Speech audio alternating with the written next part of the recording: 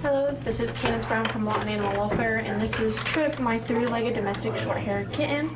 She is about 2 months old. She is fixed, and she has at least her first set of kitten shots. She would still need her rabies shots because she's not yet old enough, so she'd be $23 to adopt. But she is very sweet.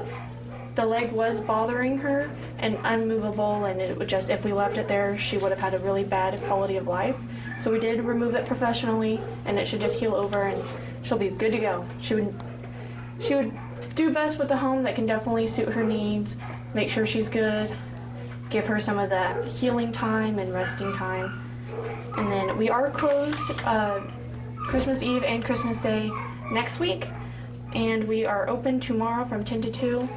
And our adoption fees are $5.75 if they have their rabies shot, $23 if they don't have their rabies shot. We are still taking any donations that you guys want to bring us for our animals to have some Christmas special things to have.